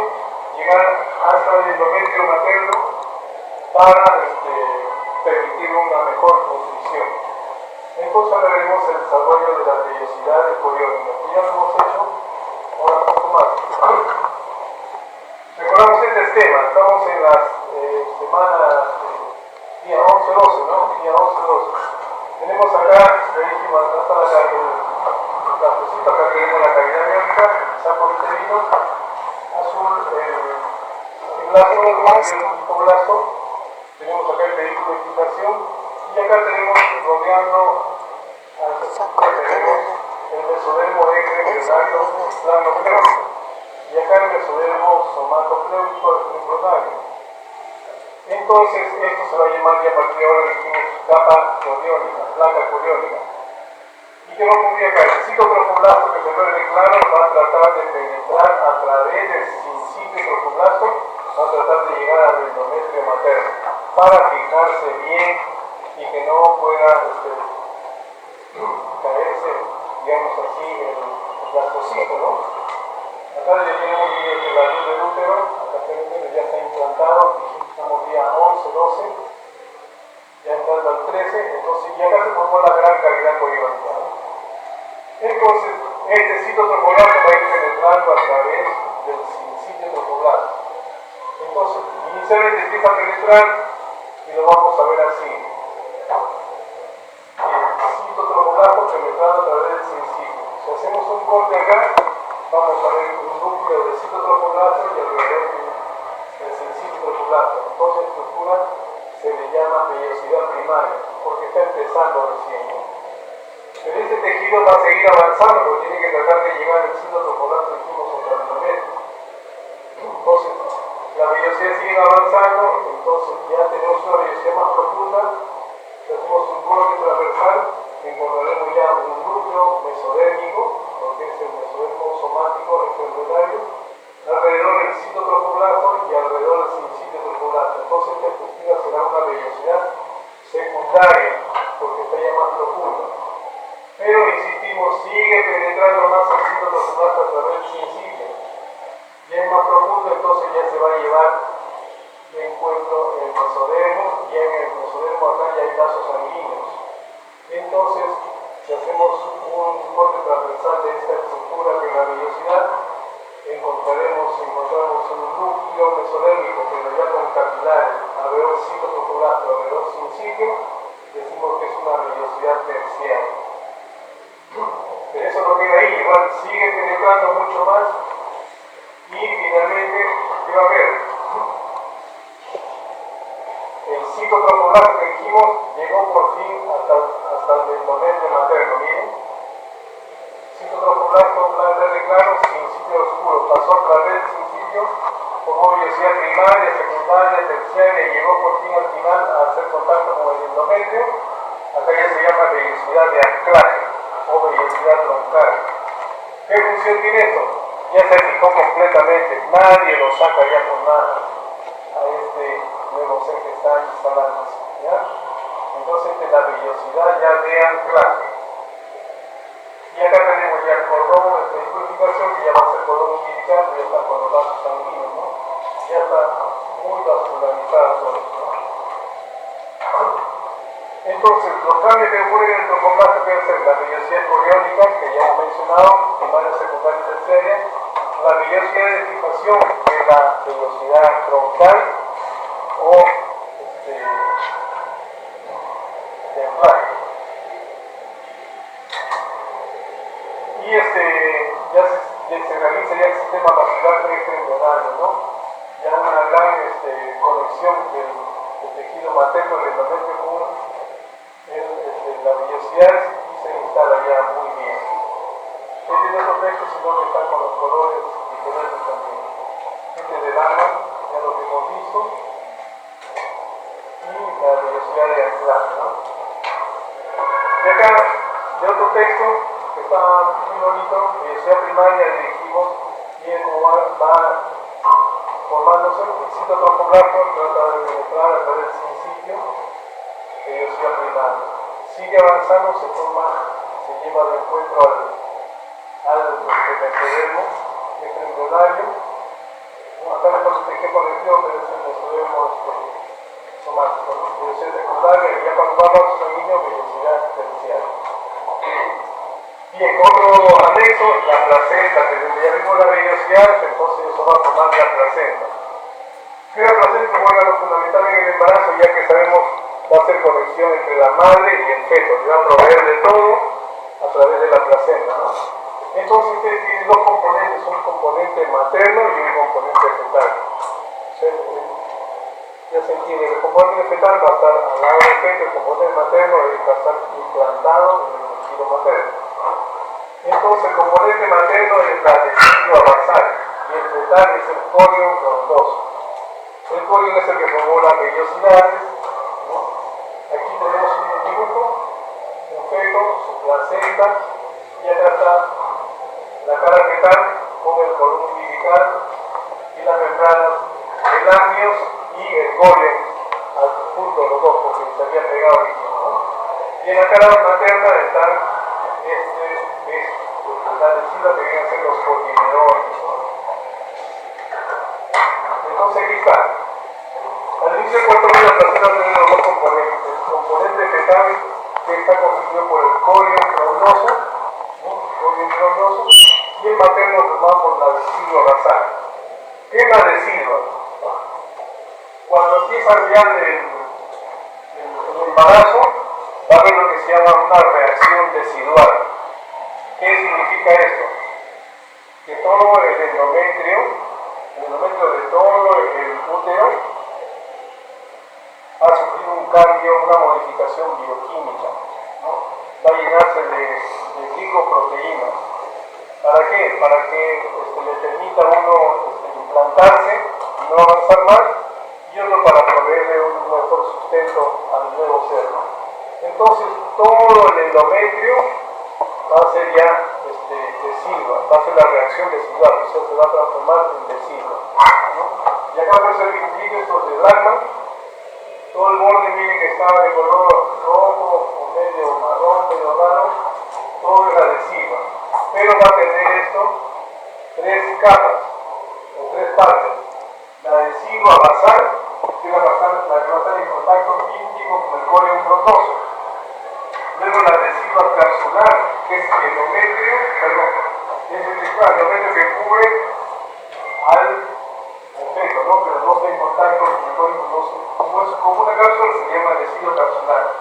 Y lo demás, todo el tejido donde no hay embarazo del tejido endometrial, también se vuelve decidual. Entonces se va a llamar la decidua parietal, porque es la pared, ¿no? Entonces este es todo el útero, acá está el embrión, el que esté en contacto va a ser la decidua basal. Lo que cubre acá el embrión, el decidua capsular, y todo el resto del tejido uterino, del endometrio, se va a llamar decidua parietal. Y acá están ya las finales para que nazca, y miren, está toda la decidua, ¿no? Están ya adheridos porque dijimos el corium se une con la membrana amniótica, se pegan los dos. Llega el momento del parto y todo esto se pierde. Todo eso sale, entonces desde el endometrio ya no hay que llegar con el parto, se restablece su parte bioquímica, o sea, como estaba constituido antes, ¿no? Entonces esa es la reacción decidual, ¿ya? Que el endometrio se cubre de glicoproteína, o sea, modifica su estructura.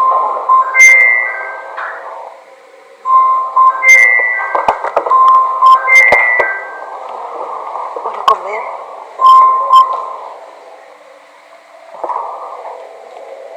Y este es el corium frondoso. Miren, por cierto, llama vellosidad, mira cómo quedan, como vellitos, por eso le llaman vellosidad del estudiante, ¿no? Y acá tenemos el otro texto, este de libro de la Clara, está de verde. Y acá están algunos estadios, ¿no? Acá está ya la semana 12, acá ya está la semana 20, y acá lo vemos más claro, ¿no? Todo lo que está de verde es la adhesiva. Nuevamente, adhesiva basal, la que está importando como el polio, adhesiva capsular, la que cubre y adhesiva parietal, todo el resto del tejido del embarazo, también va a ser tejido desigual. ¿Cuál forma la placenta? La adhesiva basal, el rollo tiene también dos partes, el rollo frondoso porque es como el árbol, ¿no? Un árbol frondoso el que tiene un montón de hojas, y el otro rollo liso, donde no está el peso, rollo liso o rollo caldo, ¿no? Y acá tenemos la parte materna, miren, tiene estas estructuras que son los cotiledones, hay un tamitamiento y va a formar estas estructuras que son más o menos de 15 a 20 cotiledones que debe tener cada placenta, ¿ya? Y acá están membranas, está el collo y el amio juntos. Una placenta término, ¿qué tiene? Forma de disco, ya dijimos, más o menos forma de disco, mide de 15 a 20, 25 centímetros de diámetro, así más o menos, y pesa aproximadamente entre 500 y 600 gramos. Se expulsa a los 30 minutos después del nacimiento, o sea, parto es la salida del nuevo ser, y después de 30 minutos viene el alumbramiento. ¿Qué es el alumbramiento? La salida de la placenta, ¿ya? Alumbramiento. Por eso que dice que la mujer va a dar a luz, ¿no? Por el alumbramiento. Entonces acá claramente la cara fetal miren, el cordón umbilical, el labio y la placa coriónica, juntos salen. Y la cara materna, los cotiledones. Acá está la fotografía, miren la membrana gruesa, que es el colio y el amio juntos, el cordón umbilical y los vasos que se imprimen. Y acá la cara materna. Ahora, es muy importante, acá venía la circulación dentro de la placenta, ¿no? Parte clínica importante, miren esta foto. Es importante que al momento de esto ocurre siempre, cuando nace, se atiende un parto, el profesional que la atiende tiene que revisar, tiene que hacer el procedimiento, levantar, ver que las membranas estén íntegras. Lo junta y tiene que ver, tiene que coincidir, no debe faltar ni un pedacito. Igual, los cotiledones tienen que estar completos, ¿no? No hay que contar lo que le dicen otras, si falta un pedazo se nota un hueco. Entonces, eso incluso es muy importante. ¿Por qué? Si a la mamá se le queda un pedazo de cotiledón con membrana, ¿qué pasa? Sigue sangrando, hasta se puede morir. En nuestros hospitales, no se me peleen en maternidad, regional, son salas grandes donde en la noche pues, solo hay un personal que se queda a veces hasta ahí, necesita la sala de gestantes o de puérperas, después que anda su parto. Entonces, si sigue sangrando y si no se da cuenta del personal y la mamá, eso es peligroso. Porque sigue sangrando y la mamá gestante de por sí es anémica. Y si pierde más sangre, pues se puede morir o hace un shock hipovolémico que se llama. Entonces es muy importante. ¿Qué ocurre? Cuando uno tiene un parto, el niño nace solo, ¿no? Cuando yo estudié en el siglo pasado, nos enseñaron a atender el parto, el médico, bueno, yo estudié en Lima, pero no, yo dije soy de San Marcos.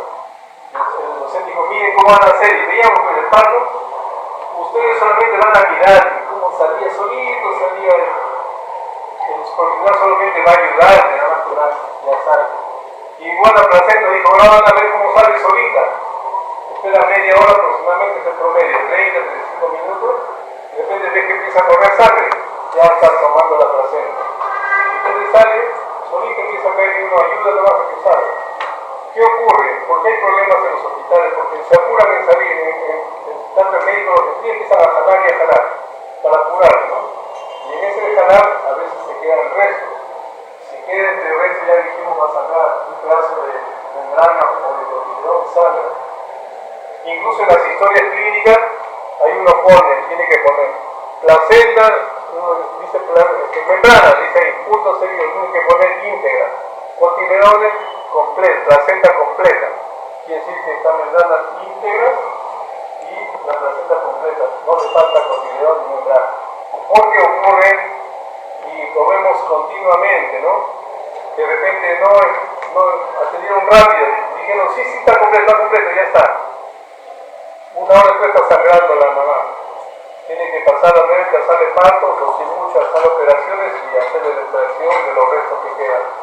Esa es pésima atención y esa es sanción para el profesional que ha atendido ese parto. Porque puso una mentira en la historia, puso que estaban íntegros, sé que no lo había visto bien, sino que por el apuro. Ya, dice, apuro, empiezan a jalar y a jalar. Eso se lo vemos siempre. Entonces eso no hay que hacer, hay que esperar a nivel que salgan verificar todo. Función de la placenta, ya lo saben ustedes bien, intercambia gases, brinda oxígeno al feto y recibe su CO2. ¿No? La placenta es el órgano por el cual respira el feto. Intercambia nutrientes y electrolitos, ya la mamá le brinda todos los nutrientes. También anticuerpos maternos, ¿no? Acá está lo que preguntaban, los anticuerpos le brinda la mamá al feto, sobre todo la inmunoglobulina G que le previene de infecciones, ¿no? También producción de hormonas, la placenta produce hormonas, también la proteína poliónica humana. Esto desde el inicio, desde el principio, el tropoblasto produce las hormonas. Es el elemento que nos sirve para diagnosticar si se embarazó una persona al inicio, ¿no? Y otras hormonas como la somatotropina y después progesterona, hormonas estrogénicas. Bien, ahora el cordón umbilical. Ya sabemos que este cordón umbilical es la estructura tubular que une el embrión o feto con la madre. Y tiene esta estructura, dos arterias y una vena. Esto hay que examinar también. Ni bien nace, aparte de examinar al niño, ver su cordón, cómo queda, ¿no? Las arterias, como tienen paredes gruesas, se ven como cuernitos. Y la vena también delgada se ve así como una bota. Acá están dos arterias y una vena y la gelatina de guardo. Alteraciones del cordón que podemos ver, arteria umbilical única, que es hermana. Y ya eso nos indica que hay alguna patología en el feto, ¿no? Cordón largo, a veces es demasiado largo que se enrosca, miren. A veces se roca en todo el cuerpo, a veces hasta la ahorca al feto, ¿no? O cordón corto también puede haber, cordón cortito que dificulta su muerte el parto. O nudo del cordón, se enrosca tanto que sale con un nudo. Y circular el cordón y lo vamos a dejar enroscadito, ¿no? Bien, esta es la parte bonita, el embarazo gemelar. Bueno, esto, lo que vamos a ver acá son teorías de cómo es que se supone o se piensa que es un embarazo gemelar, ¿no? No es algo claro, todavía no se sabe bien por qué una persona puede tener una gestante, puede tener un gemelo, ¿no?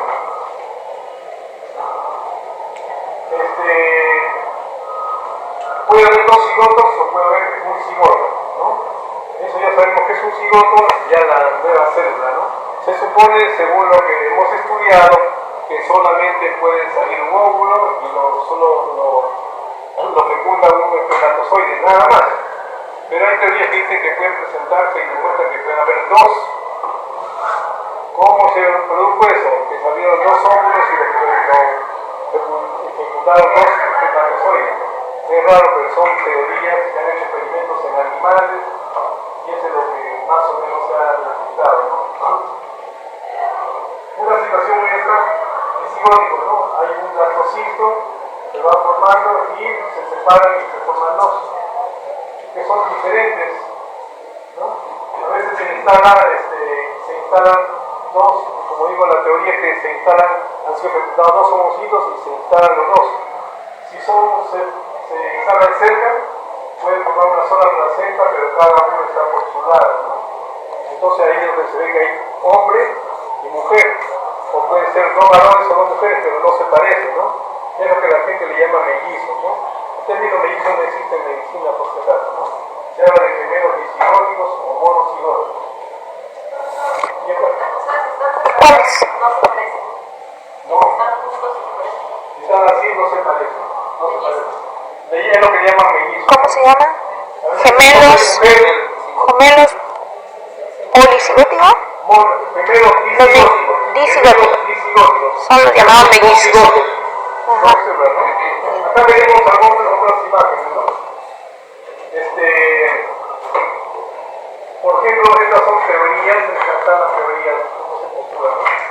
También cigoto, ya que se unitosos, una forma puede ser esta, ¿no?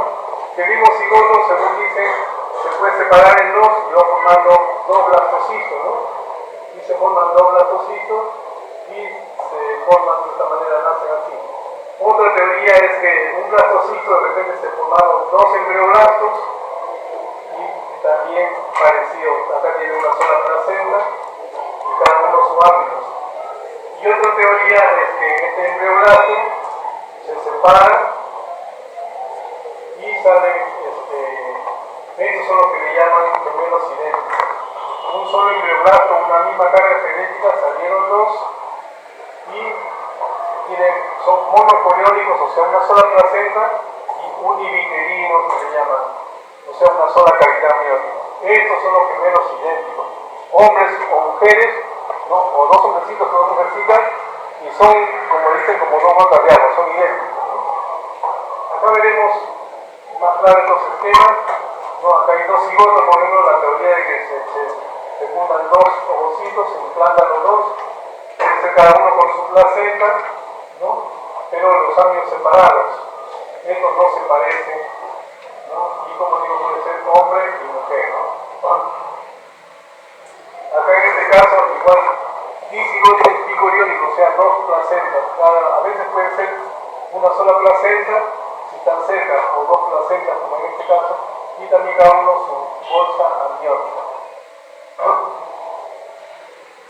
Aquí puede ser monocoriónico, es una sola placenta, y viterinos. Ellos son los gemelos idénticos.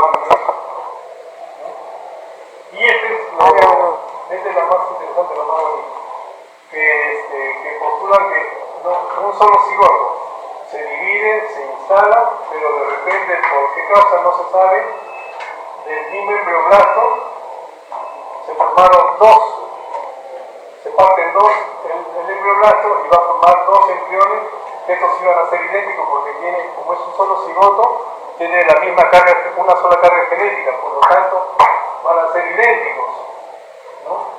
Una sola cavidad amniótica y una sola placenta, y vienen de un solo cigoto, por lo tanto son monocoriónicos univitelinos, son idénticos, ¿no? Esos son, bueno, yo siempre cuento la anécdota que es real, ¿no? Mi compañero de promoción, dos médicos que son gemelos, no sé mi promoción, y ellos son así univitelinos, idénticos, ¿no? Del mismo tamaño, la voz es idéntica, su expresión bucal es idéntica, su sonrisa es igualita, sus gestos que hacen para conversar, para reírse, luego jugaban pelota, luego les gusta el mismo tipo de música, son igualitos, ¿no?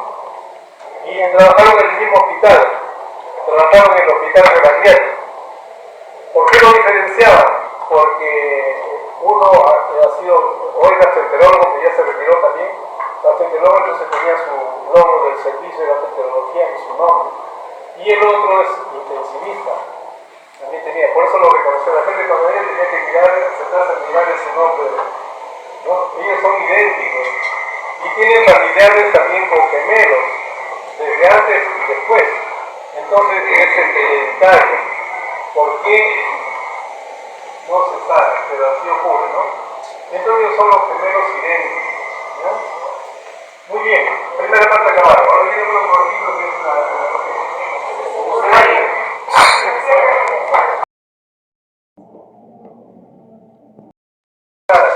uno se puede hacer con mayo, se puede hacer la mamá, ¿no? Esa es la diferencia. Bien, terminamos con esta parte. ¿Qué es teratogenia? Teratos, el equipo que es monstruo. Genos, todo lo que es gen viene de originar, de formar, de nacer. Entonces, ¿qué es la teratogenia? Es una situación que puede producir alguna malformación en el feto. También tenemos la teratología, que es teratología logos, tratado, ciencia que estudia las anomalías congénitas. Y teratógeno, ya dijimos antes, los agentes que van a causar las anomalías congénitas, como dijo su compañero. Términos sinónimos que hay en otros textos de teratogenia: malformación congénita, anomalía congénita, defecto congénito. También estos otros hay en algunos textos dismorfogénesis o defecto al nacimiento. Dismorfogénesis quiere decir dis es alteración, morfo, alteración de la forma de la estructura del ser humano, ¿no? Entonces, teratogénesis, desarrollo de las anomalías congénitas. Miren este pequeñito. Esto también tiene su historia, ¿no? En el año 1960, en el siglo pasado, bueno, siempre todos saben que las gestantes, los primeros problemas que tienen más grandes es al comienzo, porque tienen náuseas y vómitos intensos, ¿no? Algunas llegan hasta los hospitales, les tienen que poner suero, cada 2 o 3 días ahí hasta que le pasen, y así están casi el primer trimestre hasta el segundo año. Resulta que en el año 1970 apareció un fármaco que un laboratorio con unos científicos crearon tenía otros usos, pero vieron por experimentos que podía servir para las gestantes para calmar las náuseas y los vómitos. Lo empezaron a usar, eso fue en Europa, básicamente en Alemania y también en otros países, náuseas ya un poco menos. Entonces las gestantes felices, ¿no? Porque le calmaban las náuseas y los vómitos. ¿Cuál fue la desgracia mundial? En el año 1961 nacieron niños así en gran cantidad, hijos de cuyas madres habían consumido la talidomida, que es el fármaco, talidomida. Entonces nacieron con eso que se llama focomelia, porque parecen focas, tienen solo muñones de manos, o también amelia, niños que nacían sin piernas ni brazos, desde acá no había nada, de acá. Pueden buscar fotos, hay innumerables fotos en internet. Entonces se produjo estos niños. Y lo triste fue que ya había dos científicos que habían anticipado que había que hacer experimentos, pero como en ese tiempo no había ningún control de nada, estamos hablando de 1960, la talidomida, ahora escribimos.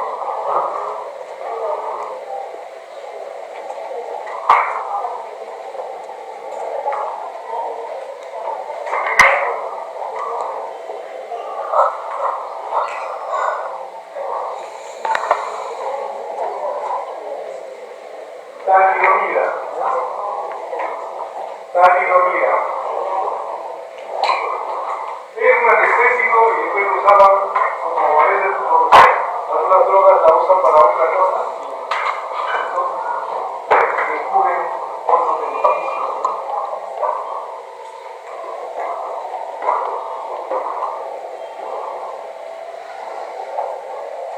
Bien, entonces se produjo este problema. ¿Y qué fue? Con esto, ese fue el uso de la medicina, malo por supuesto, que sirvió para el estudio de las anomalías congénitas. Hay una acción, la teratología, el estudio de la ciencia de las anomalías congénitas. Y también sirvió para la parte de farmacia porque dedujeron con eso de que hasta antes no se sabía, dedujeron de que las madres al consumir un fármaco le podía causar a sus pequeños un daño, ¿no? Y de ahí nació por eso la teratología, y farmacia empezó ya a empezar a investigar, ya prohibieron que usen fármacos antes de haber experimentado en animales y ver su uso antes de aplicarlo en humanos, ¿no? Entonces, eso fue con esto de la talidomida, y eso fue el inicio de la teratología. Entonces, etiología, o sea, causas de anomalías congénitas, tenemos varios factores. Bien, los genéticos, más o menos 3 a 15%, son anomalías cromosómicas, hay presencia de genes mutantes que ya hemos visto antes. Factores ambientales se deben 7 a 10% aproximadamente, en los cuales factores ambientales a los fármacos, drogas, virus, radiaciones, que ya veremos. Multifactorial, o sea, causado por la interacción de genes y el ambiente, 25-30%. Pero miren esto, tecnología desconocida, 50-60%, o sea, la gran mayoría de anomalías congénitas no se sabe la causa, ¿no? Entonces, ocurre así porque, como en los hospitales, cuando hemos visto estas situaciones, se le envía al genetista, a la mamá, y le hace la historia completa, hemos visto varias veces, ¿no? La historia completa de la mamá, el papá, familiares, todo su árbol genealógico, todo, y no encuentran nada, ninguna causa, ¿no? ¿Cómo se produjo? No se explica, ¿no? Pero la gran mayoría de las anomalías congénitas no se sabe. ¿Por qué un niñito nace con los dos dedos pegados? Porque nace sin un pabellón auricular, labio leporino y múltiples ejemplos que podemos mencionar, ¿no? Acá tenemos, por ejemplo, defecto de tubo neural, este piecito, un equinovaro se llama, un labio leporino. ¿Qué es un agente teratogénico? Es cualquier agente o elemento, lo que dijimos antes, biológico, químico, físico, etc., capaz de producir una alteración del desarrollo normal del embrión o del feto. Acá están los ejemplos, miren, si la gente no lo van a relacionar. Y ahora, entonces, en cuanto al factor ambiental, hablamos del microambiente, del macroambiente y del macroambiente, ¿no? El microambiente es donde se desarrolla el feto, ¿no? Si trae una carga genética mala, ya se va a desarrollar con anomalía, ¿no? Si de repente no tiene las condiciones adecuadas, también, si tiene el macroambiente, si la madre es hipertensa, diabética, está pensando y tiene cáncer, un tratamiento por alguna anomalía, por algún problema especial, genética, ¿no? O sufre de hipertensión, sufre de diabetes, sufre de otros problemas que requieren tratamiento, o la madre es anémica, es desnutrida, ¿no? Entonces es de talla baja, ¿no? Tiene obesidad, etc. Todo eso es el macroambiente, son las situaciones de la madre que le van a afectar, porque puede tener bien formado su parte genética, pero si la madre es desnutrida, está afectando, tiene una hemoglobina siempre de 7, de 8 y así vive, imagínense que su niña va a enfermar, ¿no? ¿De los virus? Ah, muy interesante la pregunta. Hay cosas que vienen, por ejemplo, el virus de la rubiola, que menos mal que ya no hay, porque por la vacuna, pero todavía se presentan en algunos casos. El virus de la rubiola, el virus de simple, también puede causar esto. Hay que enfermedad de la toxoplasmosis, que la madre le da toxoplasmosis, es una enfermedad transmitida por los gatos. La madre no hace problemas, pero el niño nace con calcificaciones en el cráneo. Otra enfermedad que se estudios hechos hace algunos años, hasta 8 años, es el Zika. Z-I-K-A, Zika. Ya que el Zika es una enfermedad producida por también la traqueite del mosquito que transmite el dengue. El Zika, ¿por qué le digo hace poco tiempo se ha descubierto los efectos negativos en el feto? Esta enfermedad era circunscrita en África, solo había en Uganda, en África, en un lugar, la gente padecía, por la enfermedad de los zancudos, padecía de Zika. Le pusieron Zika porque eran los bosques de Zika donde se instaló. Esa enfermedad se detectó en 1947, pero solo era circunscrita a esa zona, solo la gente de ahí lo padecía. Pero ¿qué ocurrió? Hará unos 8 años más o menos, alguien viajó por ahí, algún europeo, americano, alguien viajó y seguro le picó y lo llevó, lo expandió en el mundo. Ahorita más o menos está controlado, pero tengo un problema. Hace 8 años más o menos ocurrió esto. Al Perú llegó un caso que fue rápidamente en INSACE, lo que es el centro epidemiológico. Ven dónde está la persona afectada y todo, controlan colegios, casas, todo. Este paciente se limitó ahí como más, lo controlaron, lo tuvieron encerrado ahí 2 meses y no hubo problema. Pero en Brasil sí hubo un gran problema, hubo grandes cantidades de casos. ¿Qué ocurrió? Hasta ese entonces no se sabía, en Uganda había Zika, pero pasaban, bueno, le explicaban, le hacían los problemas, los síntomas que tenían y luego les pasaba. ¿Qué descubrieron en Brasil? Hubo gran cantidad de gente afectada. En Brasil saben que hay comunidades muy pobres como en el Perú, ¿no? La favela. Entonces, le dio también a mujeres gestantes. ¿Y cuál fue el efecto? Que luego cuando nacieron estos niños cuyas madres les había dado Zika en los primeros 3 meses, nacieron los niños con microcefalia. Entonces los estudios ahora están avanzando más porque en Brasil es donde se ha detectado eso. Ahí ocurrió muchos casos de microcefalia, ¿no? Cuyas madres habían tenido Zika. Y hay reportes en los trabajos de revistas sobre ese cuadro, ¿no? Muy buena pregunta. La poliomielitis. No, por lo menos no se ha visto porque la polio ya también ha desaparecido. ¿No? Hace muchos años que había polio, pero ya no. Pero sí se ve por virus, por herpes simple sí se ve, por la rubiola también congénita, ¿no? Si le da la madre ser dentro de hasta la 8ª semana, si padece alguno de estos problemas, o es afectado por pacientes teratógenos, ahí es donde puede venir el problema, ¿no? El ácido fólico. ¿Perdón? El ácido fólico. No, es al contrario, beneficia. Ahora explicamos. No, por deficiencia El ácido fólico, a ver, el ácido fólico y la vitamina D que se ha descubierto hace años, que es se hacen experimentos en animalitos, ¿no? La deficiencia de estas sustancias de ácido fólico y de vitamina D propicia a que no se forme bien el tubo neural que ya hemos estudiado, que vamos a repetir después. Entonces el niño nace con anomalías congénitas del sistema nervioso. Por eso es que hace años se adopta ya la mamá gestante como parte de su control prenatal, se le da ácido fólico y vitamina B. Y eso se dice, eso se ha hecho experimentos en animales y eso es el resultado. Entonces, está muy bien la pregunta, muy bien cuando participan. Con respecto a los básicos, ¿hay algún fármaco que hasta ahora produzca esto? No, por supuesto que hay fondos.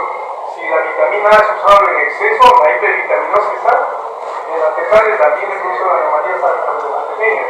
Igual las infecciones, ¿no? Que hemos mencionado, si la madre le da este virus en los primeros 3 meses, ¿no? Es un virus muy agresivo, si le da es probable que puede ser un niño con la solución.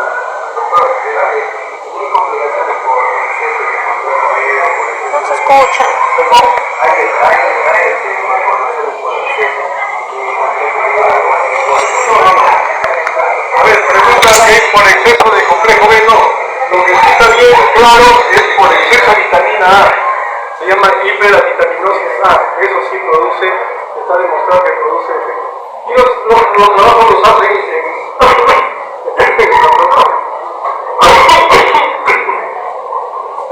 ratones. Se les administra y se ven los efectos, ¿no?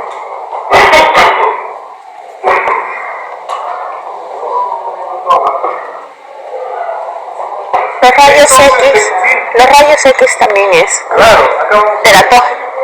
Entonces, ya dijimos que es un agente teratogénico, ¿no? Dentro del factor ambiental, acá tenemos acá está la muestra. Entonces, por factor genético ya lo conocemos, por ejemplo, el síndrome de Down, la anomalía congénita, el síndrome de Turner, este es el Down y el síndrome de Jerry, ¿no? Que da alteración en trastornos del desarrollo, psicomotor y otros problemas, ¿no? El de Turner ya conocemos, recuerden, tiene su cuello alado, tiene el trastorno de hipogonadismo, no me desnuda, etcétera. El síndrome de Down ya lo conocen. Ya vemos factores ambientales. Este es importante, ¿no? Por eso es que ahora hace tiempo ya desde que se detectó esto, a la gestante lo menos posible dentro de las primeras, la semana que riego, o sea, hasta la 8ª semana, la gestante no debe consumir fármacos. Si le da un resfrío, como los antiguos, ¿no? Su agüita caliente, su limón y nada más. Lo menos posible de fármacos, no exponerse a rayos X, no exponerse a radiaciones solares, viajar con cuidado, no trabajar en tal, un montón de cuidados que hay que tener, ¿no? Para evitar esas complicaciones, ¿no? Por ejemplo, la defensa militar tenemos los fármacos y el alcohol. Ya sabemos, ¿no? La madre alcohólica tiene sus niños, hacen el síndrome de alcoholismo fetal. La fenitoína es un anticonvulsivante. Hay gestantes que sufren de epilepsia. De hecho, una mujer epiléptica puede salir gestante y toma medicinas para no convulsionar. Esto también está demostrado que puede causar efecto a su niño. La tetracyclina es un antibiótico que está prohibido dar en gestantes, está prohibido dar en niños pequeños. La hiperaldosteronitis es algo que hablamos. Hormonas, por ejemplo, los agentes androgénicos. ¿No han visto? Hay mujeres que por ser corpulentas, toman hormonas para mantenerse, ¿no? O también se da el caso que hay, por diversos motivos, toman hormonas a repetición y esas hormonas se van acumulando. Y si después entre poco gestan, viene el problema.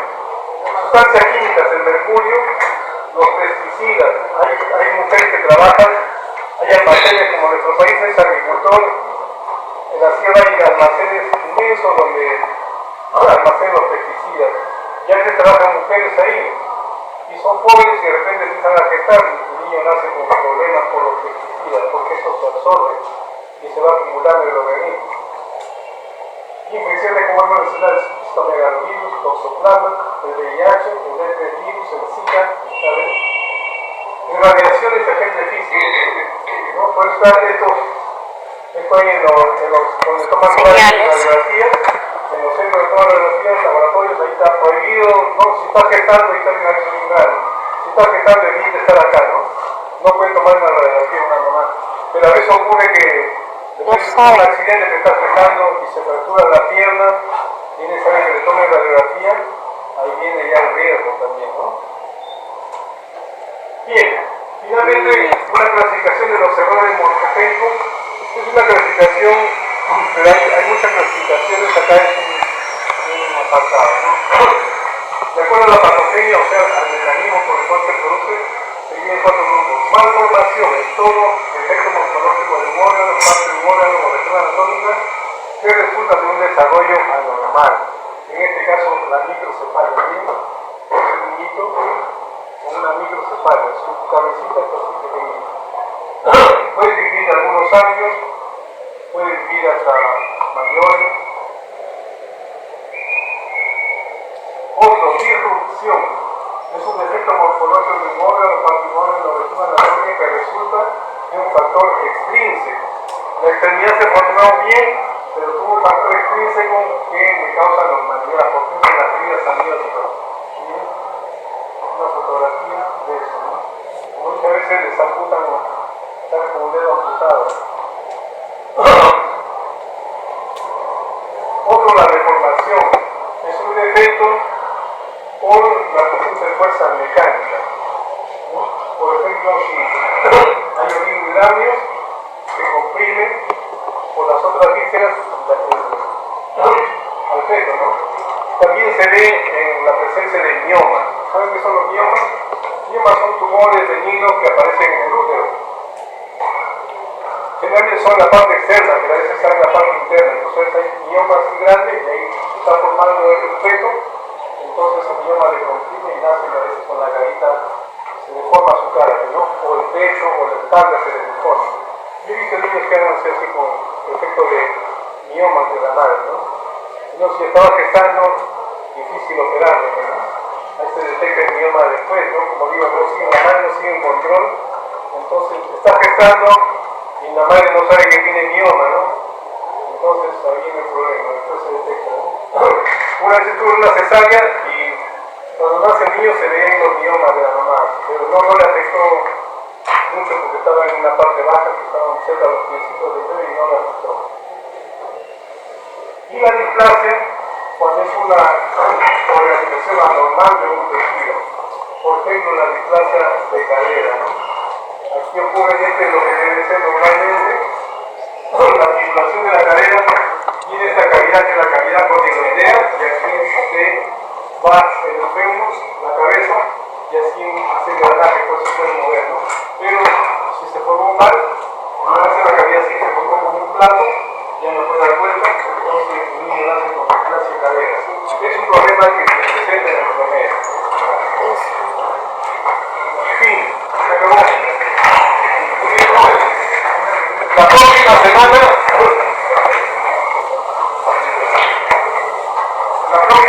iniciamos ya con el estudio detallado de los sistemas, historia del esqueleto, desarrollo del esqueleto axial y appendicular. El estudio desarrolla las extremidades del sistema esquelético.